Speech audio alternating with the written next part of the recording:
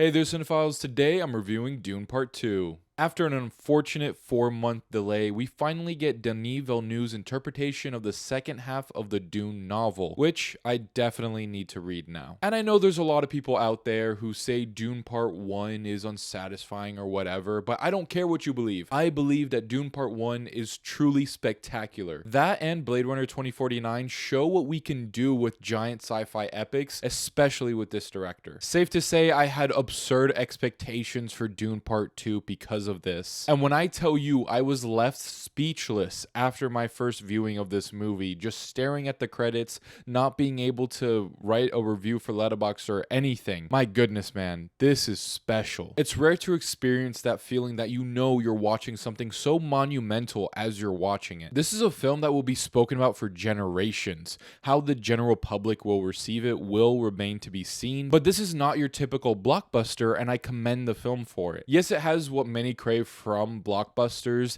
the huge action scenes, the call to arms, the bigger than life dramatic moments, but this is going to be a litmus test for how people view this film, for what it's trying to do and what it's trying to go for. Truly knowing and understanding how these characters reflect the themes of power and the negative effects that these institutions in charge have. But all of it is encased in such stellar filmmaking, and Villeneuve is able to harness it not only for one, but two of the greatest sci-fi films of all time. And I know this won't be beloved by every single person ever. I mean, shoot, two of the critics that I saw this with in my press screening just felt okay about it. It chooses an out-of-the-box way to tackle themes that are meant to be contemplated in discussions that aren't so pleasant. But it delves into these themes in ways that many may seem as convoluted or too slow, but damn it, I will defend this film and space opera for decades to come. For Dune Part 2 is genuinely one of the greatest blockbusters of all time in my eyes. From the plot to the visuals to how in-depth these characters feel. And speaking of which, let's get into these actors and characters now. Timothée Chalamet continues to grow as an actor, and I am so here for his superstardom. I'm always glad in the wide range of projects he chooses to do, and I am even more glad that this is one of them. To capture the arc that Paul Atreides goes through, it could have been done so incredibly poorly, but instead, everything comes together in performance and writing for this character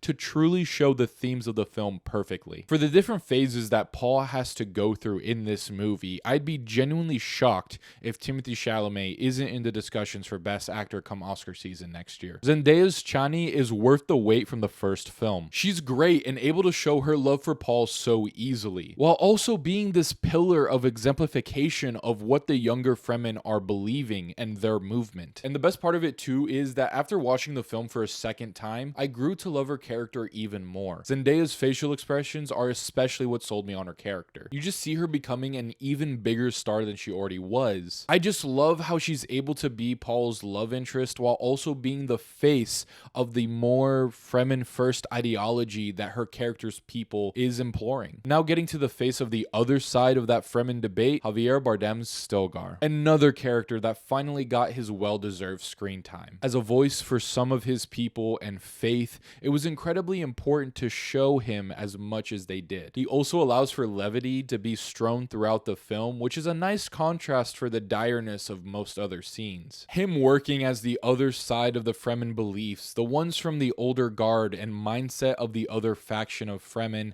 as a 1-2 punch, Javier and Zendaya worked really well to show us the culture and different mindsets of the people of Arrakis. As for the newcomers of Florence Pugh and Austin Butler, they both fit perfectly into this cast. Florence Pugh as Princess Irulan isn't on screen as much, but she does what she can with that very limited screen time. She does seem to have a much bigger role in the next one, so you can say that she went through the Zendaya treatment of Dune Part 1. As for Austin Butler's Fade Ratha, it's not going to be a performance for everyone. I personally happen to really like his eccentricities and thought it really added so much to his character. The only complaint I have is that I wish we got more of him. There's also one one actor who was spoiled to be in the film 2 days prior to my press screening. And when I tell you, if I didn't know that this actor was going to be in this film, especially as that character, I would have been so ecstatic to find that out during the movie. It was such a well-kept secret that for some reason they had to reveal just a few days before I got to watch it for the first time. I'm not going to mention who it was here because some people still may not know it, but man, I wish that surprise was still there for when I saw the film, because it would have just been one of the best surprises in film for me. But anyways, let me just get back to the film itself. This is generational filmmaking. The score is also something that I'll always remember. There's this piece called A Time of Quiet Between the Storms, and it's just absolutely gorgeous. Hans Zimmer is just such a great pick to score these films because I could listen to this for hours and hours on end. Another thing that will be universally beloved is the cinematography. Greg Fraser has quickly become one of the favorite cinematographers amongst Letterboxd users, and it's easy to see why. For as beautiful as this film is in its story, its characters, and messages, the visuals are just as striking. The Oppenheimer crew has to be over the freaking moon that Dune 2 got pushed back to this year, because it would have obliterated any competition in all of the tech categories. And that's the thing. It still will absolutely destroy all of its competitions for next year's Oscars. But either way, with all that praise, this still isn't a perfect film. I honestly do wish that this film was extended to 3 hours instead of just a 2 hour and 46-minute runtime. And I say that because I do feel like there's some stuff that this movie does speed by through. And look, that does help the pacing because this movie does not feel as long as it actually is, but I do still want a bit more in this film. Now, granted, that's a great thing, because for as long as it is, me clamoring for more means I really do love this movie. But honestly, as this film is just such an experience and I lose myself in it,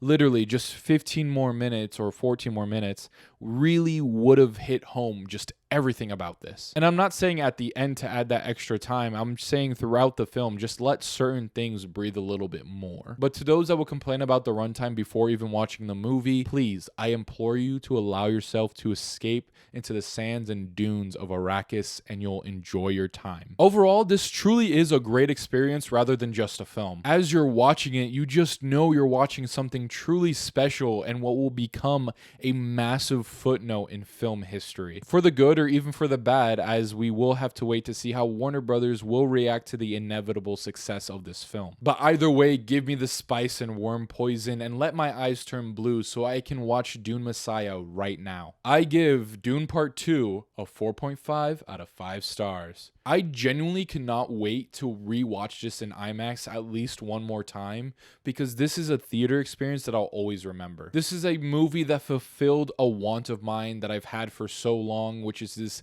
giant space opera with such deep characters, and I will always be thankful for this movie. But alright, those are my thoughts on Dune Part 2. Be sure to let me know your thoughts down in the comments below. Also, let me know what your favorite sci-fi movie is. As always, thank you guys for liking, commenting, and subscribing. Be sure to stay tuned for more Yeti Films content, and I'll watch you later.